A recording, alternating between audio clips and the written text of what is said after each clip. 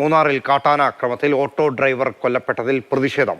കീടീഷ് village പരിധിയിൽ ഇന്ന് LDF ഹർത്താലിന് ആഹ്വാനം നൽകിയിട്ടുണ്ട്. കോൺഗ്രസ് പ്രവർത്തകർ റോഡ് ഉപരോധിക്കും. കനിമല എസ്റ്റേറ്റ് ഫാക്ടറിയിലെ ജോലി കഴിഞ്ഞ് തൊഴിലാളികളുമായി വീട്ടിലേക്ക് മടങ്ങുന്നതിനിടയിലാണ് കാട്ടാനാക്രമണം ഉണ്ടായത്. കഴിഞ്ഞ ജനുവരി 23-ന് ഗുണ്ടുമല എസ്റ്റേറ്റിൽ തമിഴ്നാട് സ്വദേശി ചവിട്ടിക്കൊന്ന ആന തന്നെയാണ് ആക്രമണം നടത്തിയതെന്ന് നാട്ടുകാർ ആരോപിക്കുന്നു. கனிமலை டாப்ல பங்களா பக்கத்துல சின்னத்தோட பங்களாவுக்கு முன்னாடி யானை நின்றுச்சு. அங்கிட்டிருந்து வந்ததே சரின்னு துப்பச்சங்கைட்டு அப்படியே அமைக்கிருச்சு. அந்த அண்ணன் அப்படியே கீழே விழுந்துருச்சு. டிரைவர் அண்ணன் 2 கிந்திக்காரவங்க அப்படியே வெளியே போயிட்டாங்க.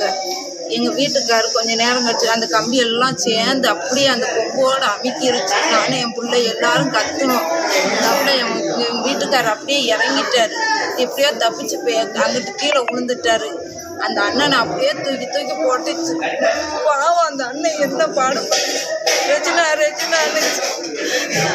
நானும் என் பிள்ளைய பாப்பா சத்தம் போடாது நான் பிறகு அங்கிட்டு போன பிறகுதான் இந்த தம்பி வண்டி கொண்டு வந்து டாப் டிவிஷனில் வைத்து காட்டு யானை வேலை செய்து போகக்கூடிய ஒரு தொழிலாளியை மிதித்து கொன்றுவிட்டது. வாகனத்தில் ஆட்டோவில் சென்ற 4 பேர்கள் தப்பி விட்டார்கள். ஒரு சிறு குழந்தை முதல் கொண்டு காயப்பட்டிருக்கின்றது. இப்படி தொடர்ச்சியாக இந்த மாதத்திலே 3 பேர்கள் மரணப்பட்டு கொண்டிருக்கின்றார்கள்.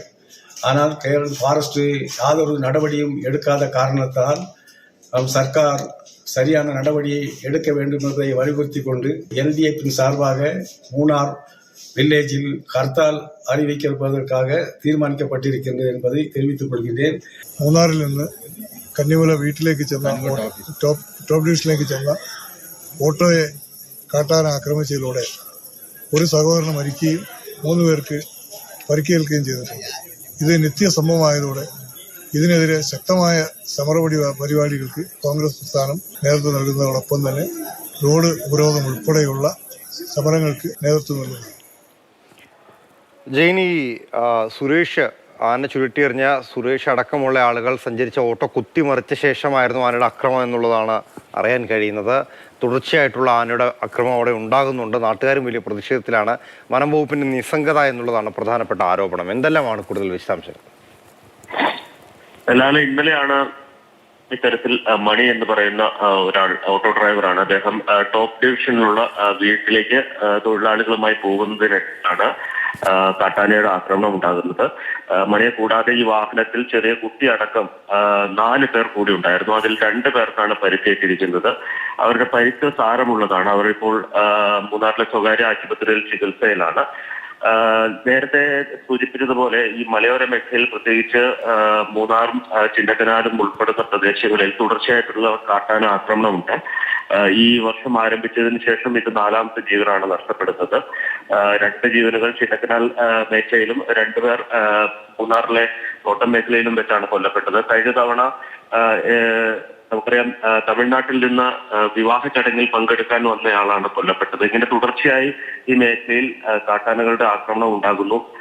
ഇതിനെതിരെ കാര്യമായിട്ടുള്ള ഇടപെടൽ വനം വകുപ്പിന്റെ ഭാഗത്തുനിന്ന് ഉണ്ടാകുന്നില്ല എന്ന ഒരു പ്രതിഷേധം നാട്ടുകാർ വളരെ നാളുകളായി ഉന്നയിക്കുന്നുണ്ട്. പ്രത്യേകിച്ച് RRT സംഘമുണ്ടെങ്കിലും അവർ കൃത്യമായി ആനയെ നിരീക്ഷിക്കുന്നതിനോ അല്ലെങ്കിൽ അവയെ ജനവാസ മേഖലയിലേക്ക് തടയുന്നതിനോ കാര്യമായ ഇടപെടൽ ഉണ്ടാകുന്നില്ല എന്നുള്ളതാണ് അവരുടെ ഒരു പ്രതിഷേധം. തോട്ടം തൊഴിലാളികളുടെ ഭാഗത്തുനിന്ന് പല ഘട്ടത്തിലും, പ്രത്യേകിച്ച് ആന മാത്രമല്ല നേരത്തെ കടുവയുടെ ശല്യവും പലപ്പോഴും ഇങ്ങനെ ഉന്നയിക്കപ്പെട്ടിട്ടുണ്ട്. ഇങ്ങനെ തുടർച്ചയായി വന്യജീവി ആക്രമണം ഉണ്ടാകുന്ന പശ്ചാത്തലത്തിലാണ് വലിയ കടുത്ത പ്രതിഷേധത്തിലേക്ക് പോകാൻ ഇപ്പോൾ തീരുമാനിച്ചിരിക്കുന്നത്. LDF മൂന്നാറിൽ ഹർത്താലിന് ആഹ്വാനം ചെയ്തിട്ടുണ്ട്.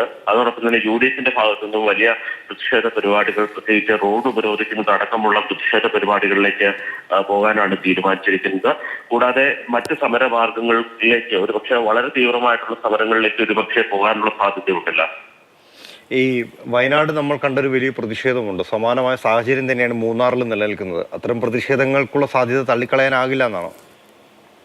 തീർച്ചയായിട്ടും പ്രതിഷേധങ്ങൾ ഉണ്ടാകുമെന്ന കാര്യം ഉറപ്പാണ്. നേരത്തെ തന്നെ ഇതുമായി ബന്ധപ്പെട്ട് റോഡ് ഉപരോധം അടക്കമുള്ള സമരങ്ങൾ പ്രദേശവാസികളുടെ ഭാഗത്തുനിന്നുണ്ടായിരുന്നു.